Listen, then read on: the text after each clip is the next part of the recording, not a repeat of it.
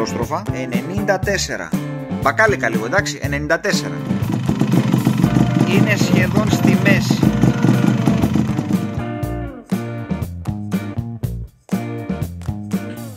Λοιπόν, ξεκινάμε το project Z125. Πρώτο επεισόδιο. Εδώ είχαμε μείνει. Ένα project που από το πρώτο επεισόδιο από αυτό θα έχουμε μεγάλες ανατροπές. Πάμε να πάρουμε τα πράγματα από την αρχή για να καταλάβετε όλοι τι έχει γίνει και τι θα γίνει. Το μηχανάκι είναι ενός φίλου και με πήρε τηλέφωνο και μου λέει: Νίκο, εκεί που προχωρούσα το μηχανάκι κόλλησε. Μου το έφερε, την κατάσταση σχεδόν όπως είναι αυτή τη στιγμή. Απλά είχε μια 200 εξάτμιση χειροποίητη και 32 καρμπλατέρ. Και ένα κυλινδροπίστωνο 57 θηριδωμένο που θα δείτε ότι με το που το έβγαλα στην πιέλα αριστερά-δεξιά υπάρχουν ροδέλες. Μία από αυτές τις δύο, η αριστερή έτσι όπως οδηγάς, κόπηκε και έφυγε με αποτέλεσμα να έρθει μέσα από τις θηρίδες μεταφοράς, να έρθει μπροστά από το πιστόνι, να την πάρει το πιστόνι μαζί του και να την κοπανάει στην κεφαλή, να τη γεμίσει σημάδια και σε κάποια στιγμή σφήνωσε κάτω από το πρώτο ελαττήριο με αποτέλεσμα να σπάσει και να φρακάρει. Ενημέρωσα και το προχώρησα να δούμε τι άλλο θα συναντήσουμε πιο μέσα. Την ώρα που πήγα να βγάλω την καμπάνα, διαπιστώνω ότι τα 2 από τα 4 αλουμίνια που βιδώνουν τα ελαττήρια είναι σπασμένα. Και ο προηγούμενος τα είχε κολλήσει με λόγο για να μπορέσει να τα κεντράρει και να τα βιδώσει, για να φύγει το μηχανάκι για να δουλέψει. Μάλλον ο προηγούμενος δεν πλήρωσε. Την ώρα που το άνοιξα φέτα στη μέση, είδα ότι το γρανάζι της πρώτης κολυμπάει στον άξονα. Εκεί κανονικά υπάρχει ένα δαχτυλίδι μπρούτζινο. Το μπρούτζινο δαχτυλίδι έκανε φτερά. Τέλος πάντων, ενημέρωσα τον ιδιοκτήτη, του λέω έτσι και έτσι, χρειάζεται αυτό και αυτό το ανταλλακτικό. Και μου λέει: Νίκο, δεν με συμφέρει να το φτιάξω, ρε φίλε, θα το δώσω μάλλον για ανταλλακτικά. Εκείνη τη στιγμή έφαγα μια αναλαμπή και λέω: μήπως ήρθε η ώρα να πάρουμε Z. Του λέω: πόσο ρε παιδί μου το δίνεις? Τέλος πάντων, τα βρήκαμε λίγο στην τιμή. Του λέω: οκ, δώσε μου λίγο χρόνο να το φτιάξω να δουλεύει και να μπορέσω να το κάνω έτσι όπως πρέπει για να μπορέσει να περάσει κταίο, για να το κάνουμε μεταβίβαση. Και βρεθήκαμε τώρα ξαφνικά, αντί να το φτιάξουμε και να δοκιμάσουμε ένα κυλινδροπίστωνο της Taicom και μια ηλεκτρονική, βρεθήκαμε στο να το φτιάξουμε όσο πιο εργοστασιακό γίνεται για να μπορέσει να περάσει κταίο και να γίνει μεταβίβαση. Πάμε λίγο να δούμε τι έκανα μέχρι εδώ. Δεν άλλαξα μπιέλα, επειδή ήταν χαλασμένα τα πάσα αριστερά-δεξιά και έχουν αλλάξει πολλές φορές την μπιέλα. Αποφάσισα να βάλω έναν ημετασιόν καινούριο στρόφαλο, πολύ οικονομικό. Τον έχω ξαναβάλει, δουλεύει άψογα, αντέχει. Με το γρανάζι της πρώτης πήγα στο μηχανουργείο και έφτιαξα ένα μπρούτζινο δαχτυλίδι. Με την καμπάνα βρήκα μια καλή μεταχειρισμένη, την αντεκατέστησα. Κάτι κοπήλιες τετράγωνες που έχει στο αντίβαρο στροφάλου και στο γρανάζι του στροφάλου τα αντικατέστησα με καινούργια γιατί είχαν πολύ κενό και κοπανούσανε. Τώρα, όσον αφορά το κυλινδροπίστωνο, το τοποθέτησα με μία φλάτζα πίσω. Το πιστόνι ήρθε ακριβώς μπροστά, όσο πρέπει.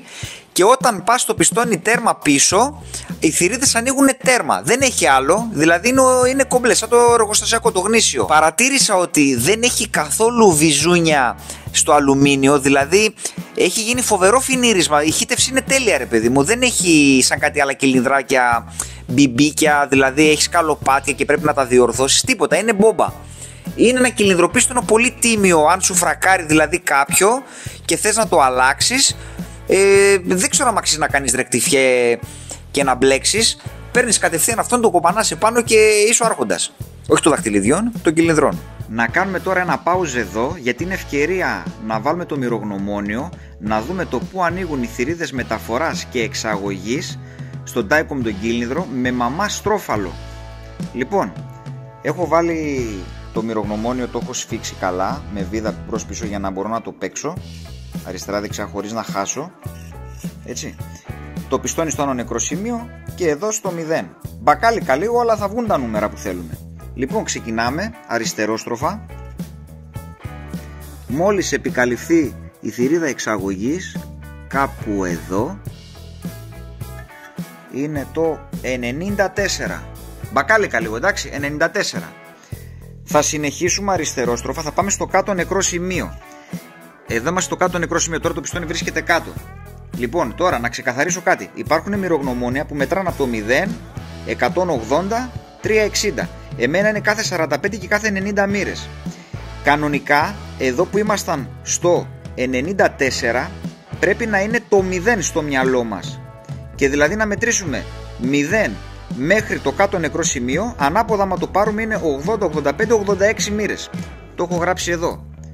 Λοιπόν, άρα συνεχίζουμε εκεί που είχαμε μείνει, στο κάτω νεκρό σημείο, και συνεχίζουμε να ανέβει, και μόλις κλείσει κάπου εδώ είναι το 86. 86 από το κάτω νεκρό σημείο και 180 και 86, όπως σας βολεύει, μας κάνει 266. Δεν είναι 266 οι συνολικές, γιατί είπαμε 94 είναι το 0 που ξεκινάει, άρα 86 και 86, το έχω γράψει εδώ, 86 και 86 ίσον 172 μοίρες εξαγωγή. Πάμε τώρα στην εισαγωγή. Ξανά ολοκληρώνουμε τον κύκλο, 0, εδώ ακριβώς, και ξεκινάμε, κατεβαίνουμε. Ανοίγει εξαγωγή και τώρα πάμε για εισαγωγή, αλλά δεν φαίνεται σε εσάς, είναι κάπου εδώ. Τα έχω βγάλει τα νούμερα, είναι στο 60. Εντάξει, 60, το έχω γράψει εδώ. 120 όμως αν έχετε μοιρογνωμόνιο που τα γράφει από το 0 έως τα 180. 90, 100, 110, 120. Οκ. Το 60, το 120 δηλαδή είναι μηδενικό και πάμε. 10, 20, 30, 60 μοίρες έχει ανοίξει και ξεκινάει να ανεβαίνει το πιστόνι προς τα επάνω και ξανακλίνει στις 60. Άρα έχουμε 60 και 60, 120. Πλασματικά έχουμε 2,40, αλλά δεν ισχύει γιατί είπαμε μειώνουμε το 60 από το 120. Άρα έχουμε 172 εξαγωγή, εισαγωγή 120. Πώς βγαίνει το blowdown? Αφαιρούμε το 86 το πραγματικό με το 60 και μας κάνει 26 μοίρες blowdown. Επειδή πρέπει να περάσουμε κταίο και προσπαθώ να το συμμαζέψω για να περάσει, έχω βάλει μανίσια εξάτμιση με ένα τελικό που βρήκα εκεί στην αποθήκη μου, το κόλλησα για να μπορέσουμε να κάνουμε δουλειά. Και καρμπλατέρ το έβγαλα το 32, έβαλα ένα τύπου DT175 γιατί είναι ολόιδιο με το μανίσιο και βρήκα και στην αποθήκη και φιλτροκούτι από το παλιό μου το Z, το έβαλα και αυτό.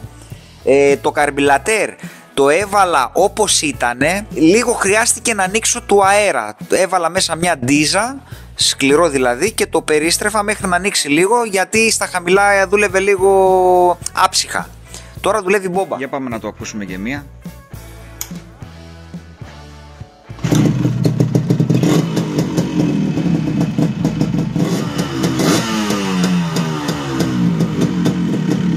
Μόλις αισθανθεί δηλαδή δουλεύει μπόμπα. Εννοείται ότι παίρνει με τσοκ του αέρα, πάντα έτσι παίρνανε τα Z, κανένα δεν έπαιρνε χωρίς να ανοίξει αέρα. Τώρα με την ηλεκτρονική, επειδή δεν μπορώ να τη δοκιμάσω στο εργοστασιακό μηχανάκι σαν στοκ, δεν θα είχαμε σωστά αποτελέσματα, φώναξα τον φίλο μας που είχαμε κάνει πέρυσι ένα βίντεο στο κανάλι, γιατί θυμάμαι ότι αυτός έχει εξάτμιση επάνω, έχει καρμπλατέρ 32, έχει και θηρίδες, λέω θα είναι ότι πρέπει. Έλα μου ντε, όμως το μηχανάκι ακόμα δεν δουλεύει σωστά. Λοιπόν, πήγαμε, κάναμε δύο δοκιμές, μία με μαμά ηλεκτρονική, έκανε 16.55 και με την ΙΚΚ έκανε 16.31. Το αποτέλεσμα δεν ήταν ξεκάθαρο. Αυτό θα το δούμε στα επόμενα επεισόδια που θα το τελειοποιήσουμε το συγκεκριμένο μηχανάκι και ίσως και του φίλου, γιατί δεν γίνεται να το κυκλοφορεί τώρα 1,5 χρόνο έτσι. Πρέπει να το διορθώσει και αυτός και εγώ να το εξελίξω το 2025. Πάμε να δούμε τώρα πόσο αβάνς έχει και η ΙΚΚ σε σχέση με τη μανίσια. Είμαστε έτοιμοι πριν ξεκινήσουμε με τη μαμά ηλεκτρονική. Να πούμε ότι εδώ ακριβώς στο κάρτερ υπάρχει ένα αλουμίνιο, ένα καρουμπαλάκι που είναι το 0. Εδώ δηλαδή υπολογίζουμε το τι θα βλέπουμε με το πιστόλι. Εδώ είναι το F και είναι περίπου στις 12 μοίρες. Εδώ είναι περίπου στις 7 μοίρες. Και εδώ ακριβώς στη μαύρη τη γραμμή που έχω κάνει είναι το άνω νεκρό σημείο.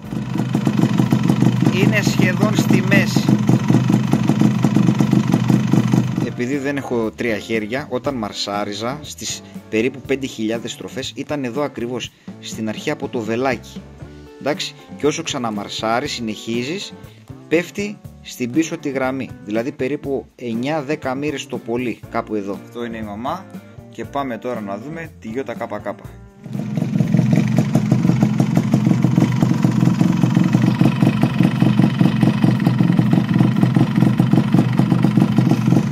Λοιπόν, η μαμά ξεκινάει με 10, ενώ η ΙΚΚ ξεκινάει περίπου με 12. Έχουν το ίδιο ανέβασμα, Η μαμά πάει 20, ενώ η άλλη πάει 22. Έχει με λίγα λόγια 2 μοίρες παραπάνω παντού, έχει λίγο παραπάνω avance. Και κατεβαίνει πιο αργά η ΙΚΚ, περίπου στις 9, ενώ η άλλη κατεβαίνει στις 7. Και έχει και 2 μοίρες παραπάνω στα ψηλά η ΙΚΚ. Είναι δηλαδή με λίγο περισσότερο avance. Το κυλινδροπίστωνο το έχω περίπου 1 μήνα πάνω, έχει δουλέψει αρκετές ώρες, έχει κάνει κάποια χιλιομετράκια. Ο στόχος του project είναι να γίνει εμφανισιακά όσο πιο εργοστασιακά γίνεται, να έρθει στη φυσική του κατάσταση. Μέχρι τώρα έχω βάλει μία στοπιέρα πίσω όσο πιο μανίσια γίνεται εμφανισιακά. Έχω κάνει τη φούσκα που ανάβει πίσω το στόπο, τα πατάς γιατί δεν δούλευε, γιατί θα τα κοιτάξουν όλα αυτά. Η μπροστινή δουλεύει, έχω βάλει καινούργιες μανέτες, καινούργια χερούλια. Πλαστικά δεν έχει, τα δικά του είναι σπασμένα όλα, δεν βλέπετε το μηχανάκι, μόνο η μάσκα ήταν η φυσιολογική που είχε και εκείνη η μισή ήταν, έλειπαν όλα. Κάτι καλώδια που είχε κομμένα τα έχω φτιάξει. Κάνε like και subscribe για να στηρίξεις. Μέχρι το επόμενο επεισόδιο, να είστε όλοι καλά, τα λέμε.